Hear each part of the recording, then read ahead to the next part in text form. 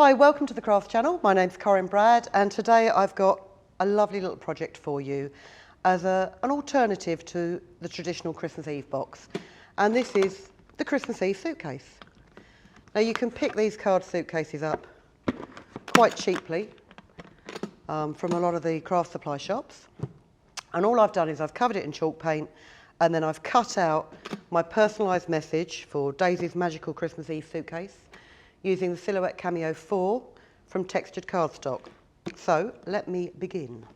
Now this suitcase originally had a starry design on it, so I've given it a couple of coats of chalk paint.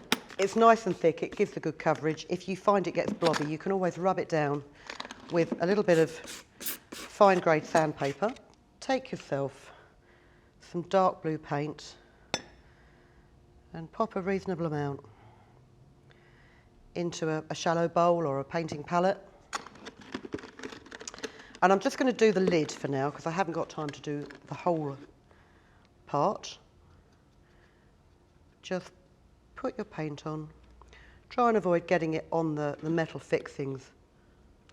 Down to the shoulders of the suitcase lid. And just feather it out there, so you haven't got a hard line. And you also need to bring the lid to the same amount. It's nice with chalk paint because you do get a decent coverage without having to go coat after coat after coat. But sometimes if you leave it out and open for too long, it can get a bit stodgy. So that will do. Feathered it down. And now I'm going to get some white chalk paint. I'm just going to add a bit of white to the blue that I've got in there. And I'm going to feather up to the darker blue.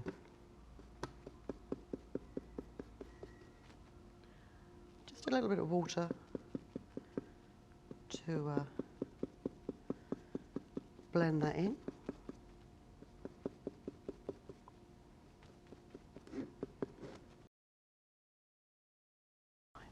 And then we'll add a little bit more white.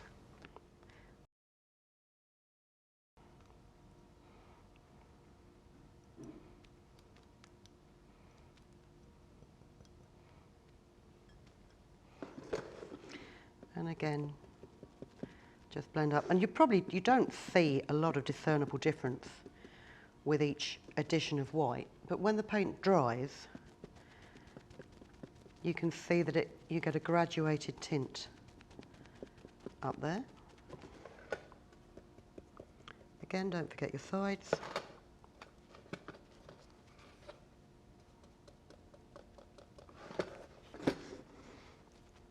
And then finally, with the last layer of white, what you want to do to start with is you want to do your rolling hills. And then work up from that line.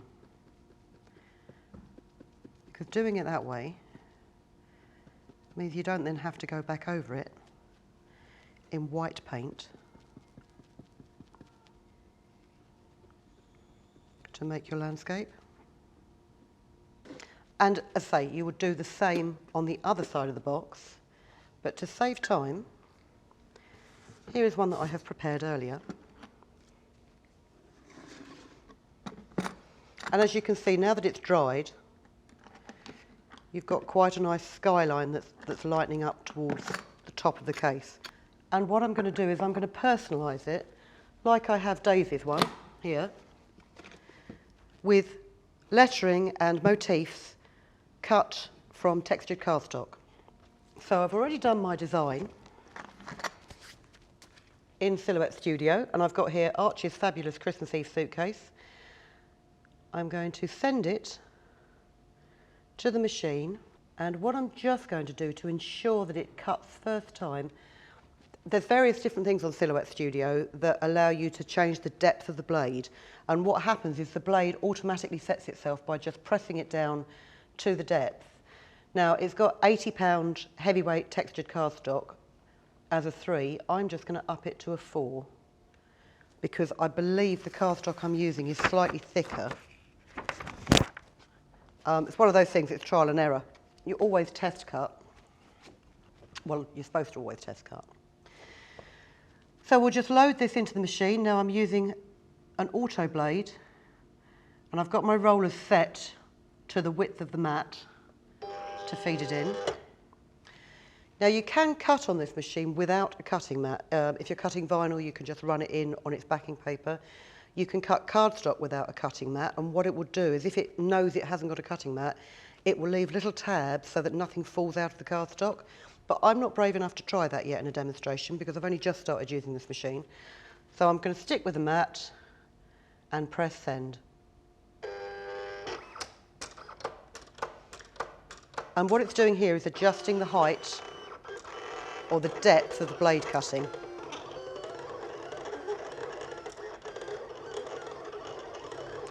While that's cutting out, I've got a motif here that I'm going to pop onto the suitcase. This is one out of the free library that you get with Silhouette Studio, and it's actually a garden gnome, but I've changed the colours and I've adjusted the hat slightly and added a pom-pom to turn it into a little Father Christmas. And I'm quite simply going to pop him on the bottom of the suitcase with a decent amount of PVA.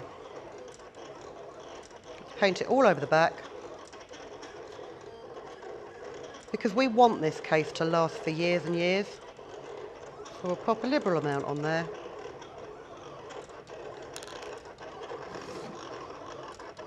And I'm just going to stick him in this bottom corner.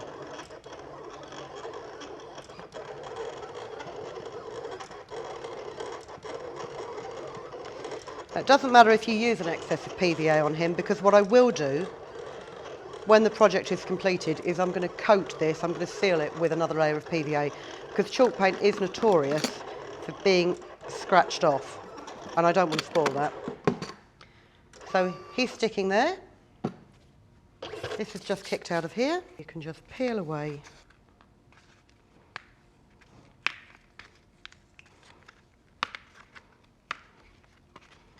Just take care when you're peeling away the excess cardstock that you don't tear any of the letters. But I mean, that's come away very cleanly.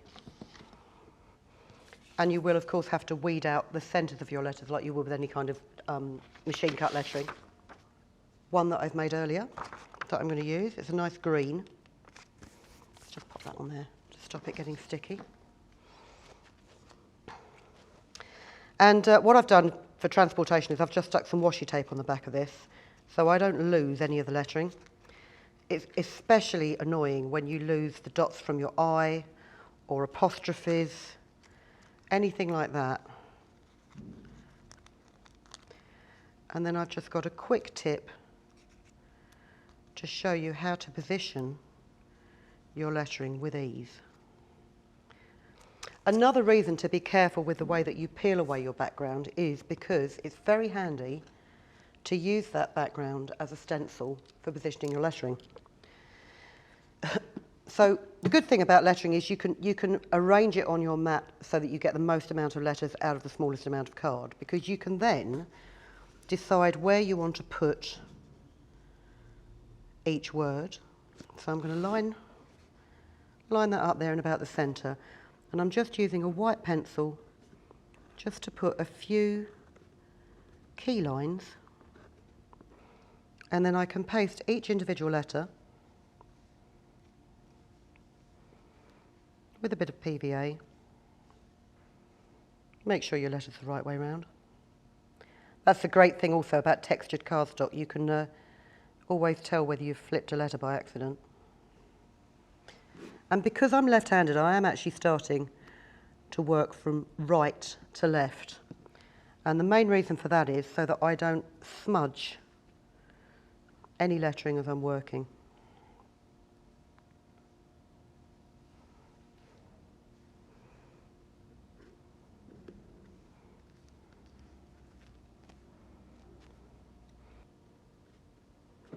And with marking out the position with that white pencil, because you're working inside of this stencil, you can guarantee that that white pencil mark will be actually covered by your letter. So you don't then have to, you know, if you drew guidelines, you'd then have to go back over it and rub out your guidelines. And chances are you'd end up rubbing paint off at the same time. So this is a much better method. So there you have Archie's little box. And in a minute, what I'm going to do is I am going to add the additional lettering. But I just want to show you one more thing before I go. And that's how you get the snowflake effect. Get yourself a cotton bud, dip it in the paint. Oh, do you know what? Tamp the excess off on your cutting mat because it will wash off. And then just dot snowflakes around your lettering.